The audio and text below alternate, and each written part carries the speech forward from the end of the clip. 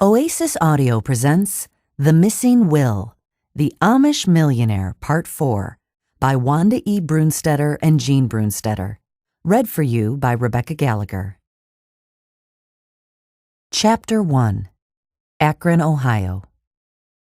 Blinking against tears threatening to spill over, Christy struggled to keep her focus on the road. Breaking up with Joel had been one of the hardest things she'd ever done. But it was the right decision. Her fingers turned white as she gripped the steering wheel. I can't believe all the lies he's told me. Nothing about Joel made sense anymore. She'd been blinded by his good looks and charm. I should have listened to Mom. Christy still didn't understand the reason he'd kept his Amish heritage from her for so long, or why he'd taken money from their joint account without telling her. If he hadn't foolishly used money he'd earned on a job to buy a classic car he didn't need, Joel wouldn't be in a financial bind. Christy reflected on how desperate he'd seemed when he asked his sister Elsie about the will on the day of his father's funeral. Joel had acted selfishly and unfeelingly. She couldn't picture herself asking about her parents' wills so soon after one of them had passed away. Was Joel really that desperate for money? Her throat constricted as she changed lanes. For the love of money is the root of all evil, she said, quoting 1 Timothy 6, verse 10. She reflected on 1 Timothy 6, verse 7 as well. For we brought nothing into this world, and it is certain we can carry nothing out. Christy had committed those two verses to memory when she'd attended a Bible study on money management a few years ago. Too bad I didn't think to quote those scriptures to Joel when he told me how desperate he was for money. If he needed funds for a good cause, that would be one thing, but to waste it on a car he could certainly live without was foolish. The longer Christy thought about things, the more she wanted to pull to the side of the road and break down in tears. It would probably do her good to go for a run to release some tension. But right now, she needed a listening ear. Turning at the next road, Christy headed for her parents' house. She hoped they were home. Farmerstown, Ohio. Are you okay? Arlene's husband Larry looked at her with concern. You were quiet on the buggy ride home from church, and since we've gotten here, all you've done is sit and stare out the kitchen window.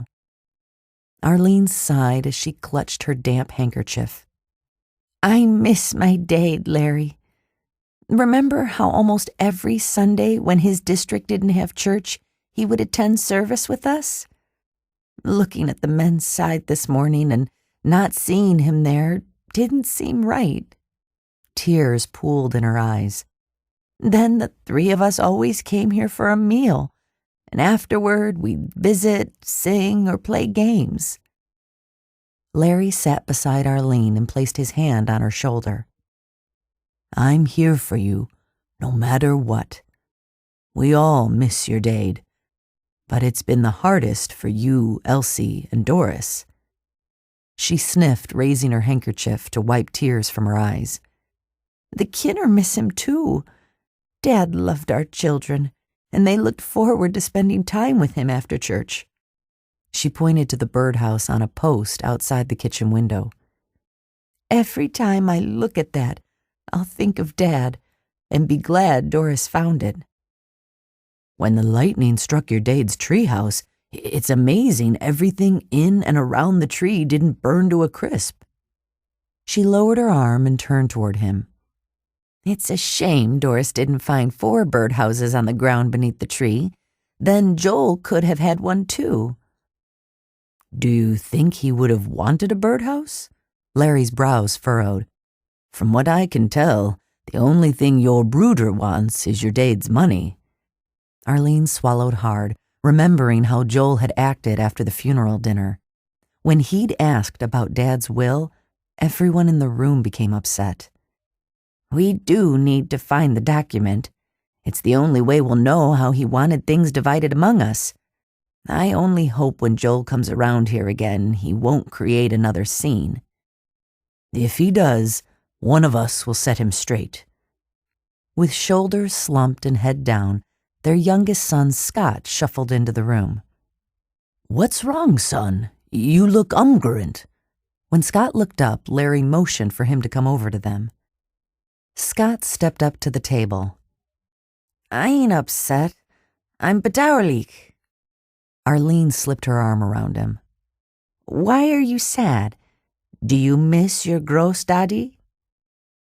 "Yeah. Not only that, but I won't get to watch Peaches climb the ladder to Grandpa's treehouse."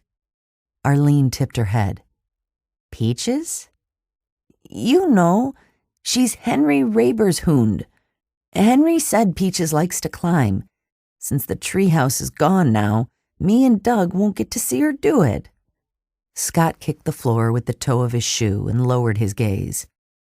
"Won't get to go up there and enjoy the view with Grandpa, neither." "I'm sorry, son." Larry pulled the boy into a hug. "Your mom and I know you miss your Großdaddy, as we all do, but we have lots of fond memories of him." Larry was right, but Arlene couldn't stop thinking about their children having lost their grandfather, whom they all loved and respected. She had hoped he could have seen them grow up, get married, and have kids of their own. It was hard to accept the changes in life that she couldn't control and were not what she'd planned. "Why don't we gather the rest of the family together in the living room? We can sing some of our favorite songs for a while," she suggested.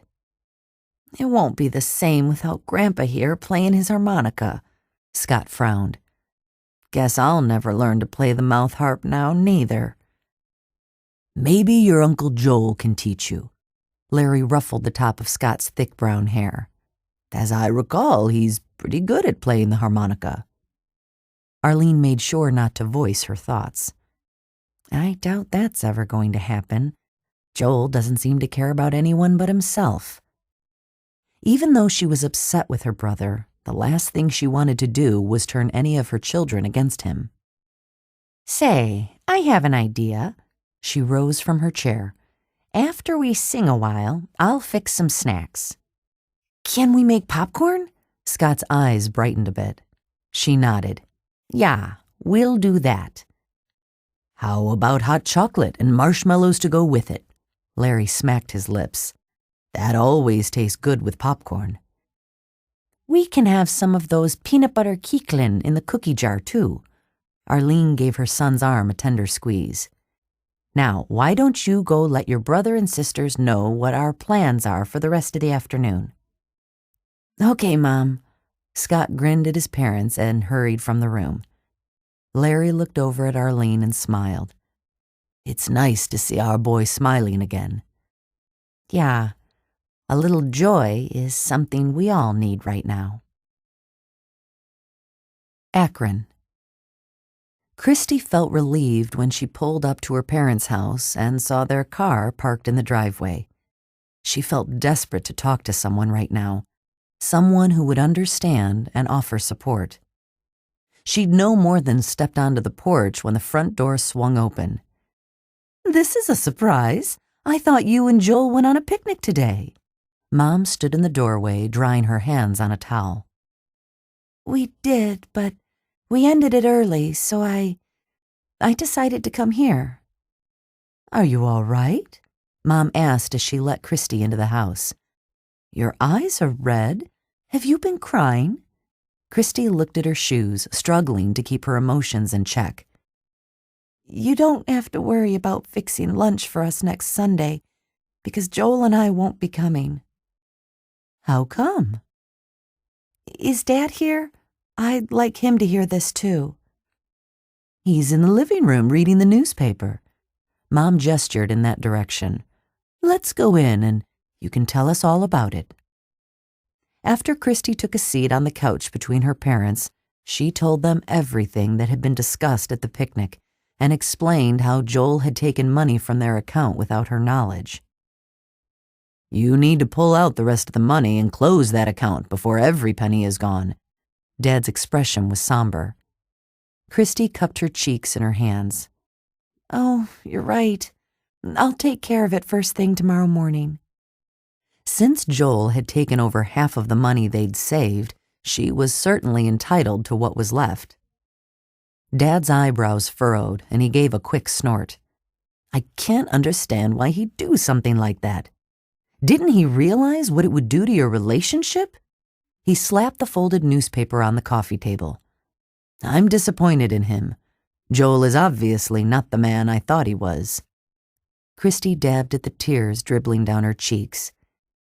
I think Joel's so caught up with his need for money.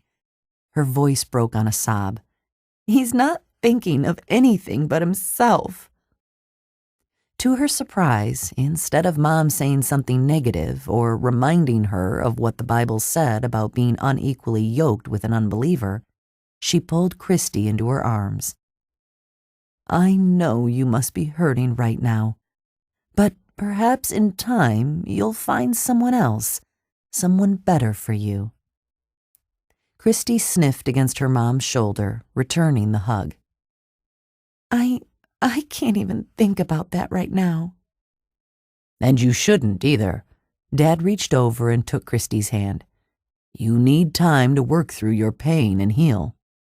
Always remember, your mom and I are here for you. That's right, Mom agreed. If you need to talk or want someone to pray with you, come by any time or give us a call. Thanks, I will. As Christy reached into her purse for a tissue, her cell phone rang. Seeing it was Joel, she let her voicemail answer the call. Joel held his cell phone up to his ear and grimaced when he heard Christy's voicemail pick up. It was the 4th time he'd tried to call since she'd left his place, and he was desperate to talk to her. If she's not going to answer my calls, then I'm going over to her place and talk to her. Joel had already put the Corvette away in his shop, so he hopped in his everyday car and headed down the road. He hoped Christy would listen and give him another chance. He was determined to patch things up. As he neared Christy's place, Joel's palms began to sweat. Could he convince the woman he loved to change her mind about him? When he pulled in front of Christy's condo, his stomach clenched. Her car wasn't in the driveway. I wonder where she could be. Joel sat for several minutes, running his hands through his hair. He tried calling her again, but she didn't answer. When her voicemail finally came on, he left a message. Listen, Christy, we can't let it end like this. I love you, and we need to talk things through. Please call me. As his heartbeat continued to race, he decided to drive over to Christy's parents' house, thinking she might be there. When he turned onto their street, he saw Christy's car parked in their driveway. At first, he felt relief, but then he realized why she probably was there. I'll bet Christy came here to tell her folks about our breakup. Joel had always felt a sense of coolness from Christy's mother, Joanne, so it wasn't likely she'd have anything positive to say to him right now. He'd gotten along better with her dad, but Paul might side with his daughter and ask Joel to leave. Nope, I wouldn't have a chance or a prayer in there, Joel murmured as he drove on by. I'll give Christy a few days to calm down, and then I'll call her again.